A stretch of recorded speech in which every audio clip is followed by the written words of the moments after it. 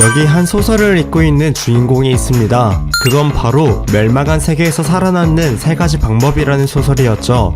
하지만 어느 순간부터 이 소설을 보는 건 주인공뿐이었고 3000화가 넘어서야 10년이 넘었고 마지막 화를 읽게 된 주인공, 그리고 그 앞에서 주인공이 다니는 회사 최고의 인기인 유상아와 지하철에서 마주하게 됩니다. 그리고 소설을 읽고 있는 것을 숨기는데요. 비록 남에게 이야기하긴 부끄러울지 몰라도 매일매일 반복해온 그 일이 오늘만은 다른 이유는 10년을 넘게 매일같이 꾸준히 읽어온 판타지 소설 멸살법이 오늘 완전히 끝나기 때문입니다. 1화의 조회수가 1200대, 10화가 지나면서 20으로 급감했고 지금은 이 소설의 독자는 주인공 김독자 뿐이었죠. 그리고 작가님에게 마지막 감사 인사를 남기는 주인공이었습니다. 그리고 몇 분 후 이 작가에게서 쪽지가 날라오게 되죠.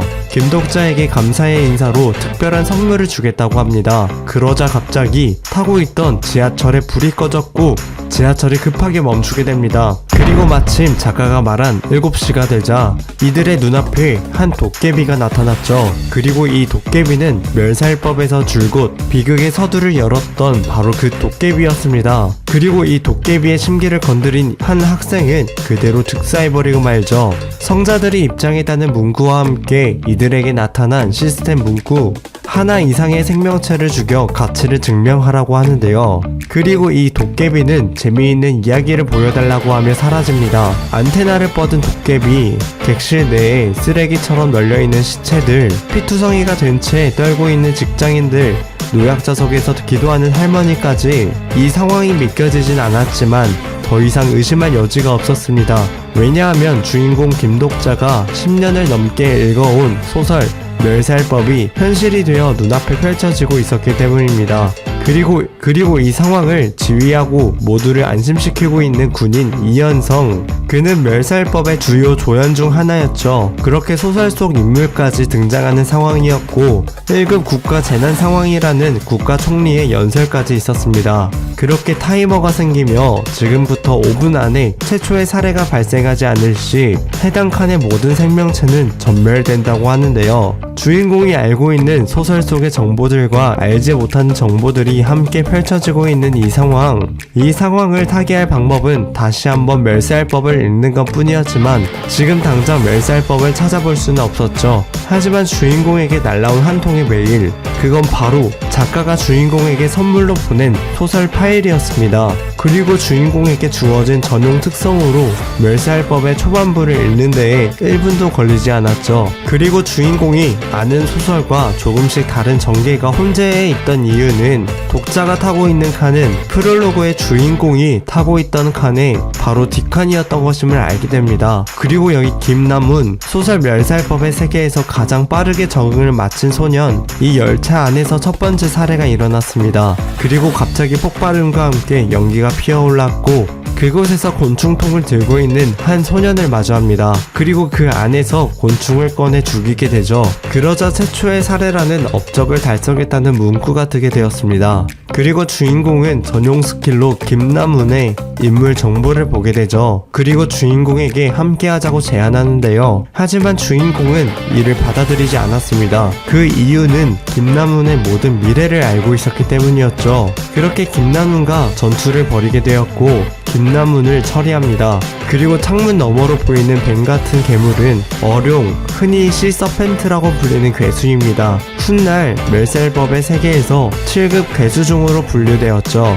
그리고 여기 도깨비 머리 위에 있는 별들, 이 별들의 숫자는 곧 채널에 접속한 성자들의 수를 의미합니다. 이때 성자란 멸살법의 세계에서 가장 신비로운 존재들이자 저 먼 성운의 꼭대기에 앉아 이 모든 이야기를 관람하는 비국의 배후, 즉 저들은 도깨비가 운영하고 있는 채널을 통해 저 하늘 위에서 이들을 보고 있는 자들이었습니다. 그리고 여기 유상아도 이 난리에서 살아남게 되었죠. 그리고 이들은 배우를 선택하게 됩니다. 배우 선택이란 도깨비의 채널을 이용해 이들을 보고 있는 성자들이 마음에 드는 인간을 자신의 화신으로 선택해 후원을 해주는 시스템입니다. 현재 주인공의 경우엔 독자를 화신으로 삼아 후원하고자 하는 성자가 총 4명이라는 뜻이었죠. 그 중 중엔 심연의 흑염룡, 악마 같은 불의 심판자인 대천사 우리엘, 세 번째는 은밀한 모략가, 마지막은 김구아의 죄수 손오공이었습니다. 그리고 이들이 있는 칸을 넘어오려는 자가 있었습니다. 3707칸의 유일한 생존자, 이 이야기의 진짜 주인공이 나오기 전에 지하철에서 탈출하는 주인공이었죠. 그렇게 두 번째 시나리오가 주어졌고, 끊어진 다리를 건너 옥수역으로 진입하라는 시나리오였죠. 이때 죽은 자들이 깨어나 이들을 방해했고, 바로 그때 유상아의 성자가 막대한 손실을 감수하고 시나리오에 직접 개입하게 되며 이들은 위험한 상황에서 모면할 수 있게 됩니다. 그리고 이 마인들 뒤에서 나타난 멸살법의 주인공 유중혁을 마주하게 됩니다. 유중혁은 회기라는 특수한 고유 스킬을 가지고 있었고 이번엔 무려 3회차를 겪은 상태였죠. 그리고 당연히 주인공은 소설 속 인물이었던 유중혁을 잘 알고 있었습니다. 그리고 유중혁은 주인공을 경계했죠. 지하철에서 어떻게 살아남았는지 묻습니다. 그리고 마침 전용 스킬 전지적 독자 시점의 스킬로 유중혁의 생각을 잃게 되죠. 회기를 세 번째나 경험한 유중혁은 주인공이 타고 있던 칸에서 살아남아야 할 자는 이현성과 김남훈 둘뿐이었지만 김독자가 살아있는 것에 놀랐고 미래가 완전히 바뀌었다는 점을 느끼게 되죠. 그리고 유중혁이 가진 더블 S급 스킬, 상대방의 특성창뿐만 아니라 숨겨둔 히든 정보까지 엿볼 수 있는 탐지 스킬인 현자의 눈을 사용하는데요. 하지만 제4의 벽이라는 스킬로 주인공에겐 통하지 않았습니다. 그리고 주인공 김독자가 위험한 인물임을 깨닫고 죽이려 했지만 이를 파악한 주인공은 유중혁에게 추후의 시나리오는 혼자서 깰 수 없을 거라고 말하죠. 그러곤 유중혁이 모르는 미래를 알고 있다고 하며 유중혁에게 도움을 줄 수 있다고 합니다. 그리고 주인공에게 동료가 되겠다고 하지만 유중혁은 주인공을 서펜트 괴물에게 던져버리죠. 그렇게 괴수의 뱃속인 위장으로 들어오게 됩니다. 그리고 이곳에 도깨비가 나타났죠. 이 도깨비와 기싸움을 하며 이 도깨비의 이름을 말합니다. 이에 놀라는 도깨비였고 잠시 채널을 닫고 얘기하자는 주인공. 그리고 이 도깨비는 주인공에게 어떻게 스타스트림 시스템에 대해 알고 있냐고 묻습니다. 스타스트림이란 성류 방송이라고도 불리우는 이 시스템은 전 우주를 상대로 한 중계 활동이고 구독자는 저 먼 은하의 꼭대기에 있는 성자들이었습니다. 이때 배우는 주인공과 같은 인간들, 그리고 그 둘을 잇는 이야기꾼이 바로 도깨비들이었죠. 그리고 비영에게 도깨비 왕이 되고 싶지 않냐라고 묻는 주인공, 그리고 자신과 계약을 하라는 주인공이었죠. 그렇게 주인공은 비영에게 채널과 스트림 계약을 맺자고 하는데 이때 스트림 계약이란 본래 도깨비와 성자들 사이에 맺어지는 계약입니다. 성자들은 자신의 화신을 특정 채널에 출연시키고 도깨비는 해당 성자의 화신이 벌어들이는 코인의 일부를 수수료로 받는 것이었죠. 배우성 없이도 다른 화신들을 초월하는 능력을 보여주며 어떤 성자와도 계약을 하지 않는 화신이 있다면 비영의 채널은 큰 인기를 끌 것이라고 하죠. 그렇게 비영과 계약을 하게 되며 스타스트림의 캐시 상점을 열 수 있게 됩니다. 그리고 그곳에서 갖가지의 잡템을 구하게 되죠. 그렇게 구매한 잡템들을 이용해 이곳에서 빠져나오는데 성공하게 됩니다. 그렇게 두 번째 시나리오에 입장하게 되고 사람들은 괴수들을 피해 지하철역에 몸을 피하고 있었습니다.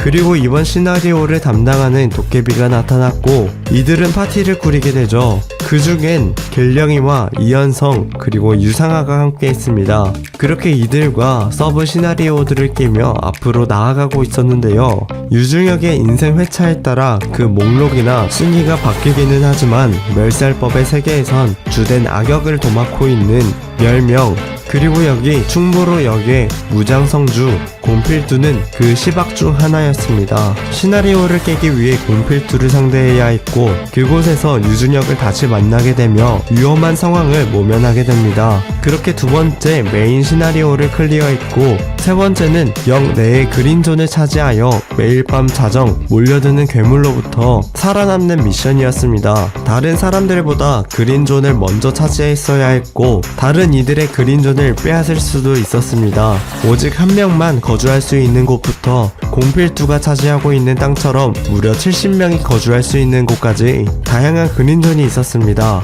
그렇게 그린존을 찾기 위해 흩어지는 김독자와 그의 팀원들, 그리고 주인공은 이 시나리오를 파괴하기 위해 소설을 읽고 있습니다. 그리고 도깨비가 빈 메모장을 보고 뭐하고 있는 거냐며 화를 내는데요. 사실 시스템의 최고 관리권을 가진 도깨비나 성자들은 이 텍스트를 읽을 수가 없었습니다.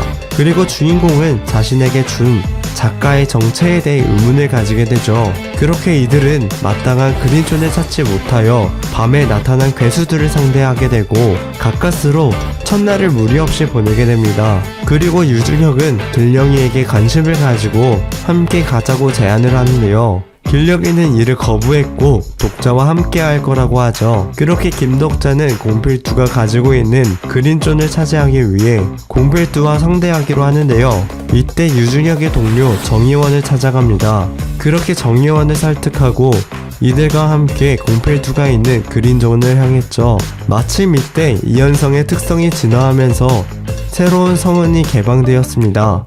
사실 멸살법에서 강철검제 이현성이 최강의 조연 중 하나일 수 있었던 이유는 이 한방이 멸살법에서 최강으로 손꼽혔기 때문이었습니다. 그렇게 공필두를 제압했고 주인공과 무리들은 주변에 존재하는 그린존을 모두 파괴시켜버렸죠. 이로 인해 일수에 맞춰 생성 예정이던 괴물들이 한꺼번에 등장하게 되었습니다. 그렇게 가만히 있을 수 없었던 공필두는 함께 자리를 방어하게 되고 그리고 공필두는 힘을 잃어가고 있었습니다. 화신을 통해 스스로의 존재와 설화를 세계에 퍼뜨리고 기억시킬 수 없는 성자는 끝내 잊혀지고 사라지기에 공필두가 죽어가는 모습을 마냥 바라보고만 있을 수 없었던 성자였지만 공필두는 큰 위기에 처해 있었고 성자는 아무런 반응이 없는 것으로 보았을 때 성자의 코인이 바닥났다는 뜻이었죠. 김독자는 이를 눈치챘고 공필두의 성자 디펜스 마스터에게 계약을 제안하는데요.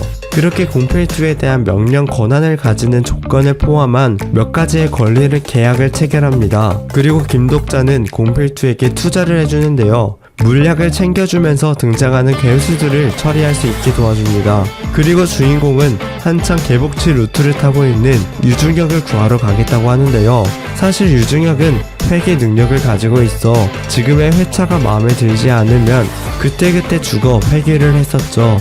그리고 지금 주인공은 유준혁을 구하러 가겠다고 합니다. 그렇게 이들은 영화 상영관으로 향했고 여기서 한 시스템에 의해 포스터에 깃든 극장 던전으로 들어가게 됩니다. 그리고 땅이 울리기 시작하더니 티라노사우루스가 나타났죠. 그렇게 이들 모두가 합세하여 티라노사우루스를 처리하는 데 성공하였고 이곳에서 아이템을 얻었습니다. 그리고 티라노를 처치하며 얻은 드랍템, DNA 앰플까지 얻게 되죠. 그리고 이 아이템 없이는 이 던전의 마지막 층을 깰 수 없다고 하는데요. 그렇게 두 번째 영화도 클리어한 주인공과 그의 일원들 지상 5층 보상의 방에 입장하였고 진짜 성유물급의 성능은 아니지만 복제품 버전의 특색을 갖춘 A급 수준의 아이템들이 있었습니다. 이곳에는 내신 토르의 망치, 멸니르도 있었죠. 그리고 이걸 딜령이가 단숨에 들어버립니다.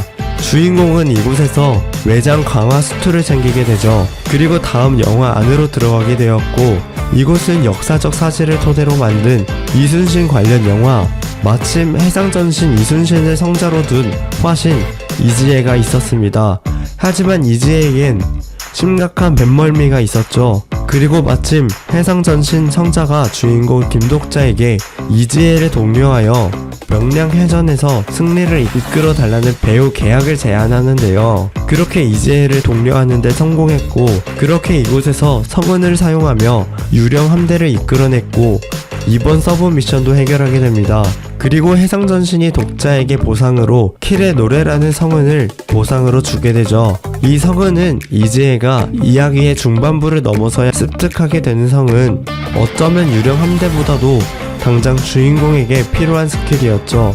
그렇게 이 영화에서 빠져나와 이들은 지상 8층 하늘 정원으로 향했고 그곳에서 유중혁을 만나게 됩니다. 사실 이 극장 던전의 보스는 회귀자인 유중혁과 상성이 최악이었습니다. 현재 유중혁은 이성과 사고 능력을 잃은 극장 주인의 꼭두각시 뿐이었죠.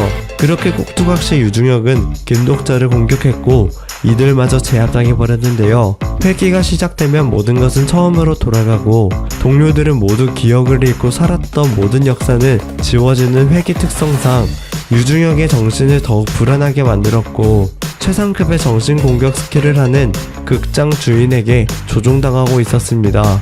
그리고 김덕자는 유중혁을 상대했는데요. 치열한 사투 끝에 유중혁의 정신과 눈빛이 돌아왔습니다.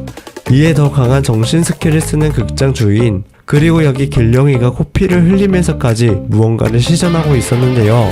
그러더니 결계를 깨고 6급 충황종 티타노프테라가 출연했습니다. 사실 길령이가 불러낸 것이었으며 유중혁을 상대하게 되죠.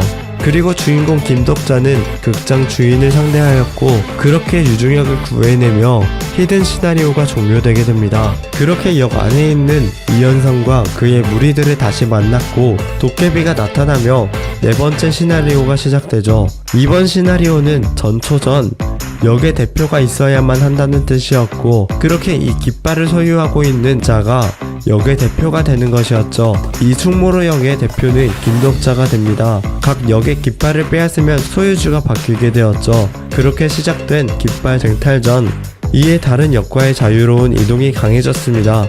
그리고 시나리오가 시작된 지 얼마 되지도 않았는데 충무로 역을 침탈하러 온 이들이 있었죠. 그리고 이들은 동맹을 제안하는데요. 그렇게 이들과 오토바이를 타고 어디론가 향하게 됩니다. 하지만 이상한 낌새를 눈치챈 주인공은 오토바이에서 탈출했고 사실 이 틈을 타 충무로를 점령하려던 속셈이었던 것이었죠. 하지만 이곳은 공필두가 지키고 있었습니다. 그렇게 명동 그룹의 깃발을 획득하게 되었죠. 그리고 나타난 히든 시나리오, 기간 안에 최소 10개 이상의 역을 점거하라는데요. 보상으로는 왕의 특성이 개화된다고 합니다. 그렇게 유상하에게 부대표 자리를 맡겨주게 되고 이들은 동대문 역사 문화공원으로 향하기로 하는데요. 이렇게 47화까지의 내용을 다뤄봤습니다. 다음 내용이 궁금하신 분들은 네이버 웹툰 전지적 독자 시점을 참고해주시기 바랍니다. 그리고 생략된 스토리가 많으니 1화부터 보시는 걸 추천드리겠습니다.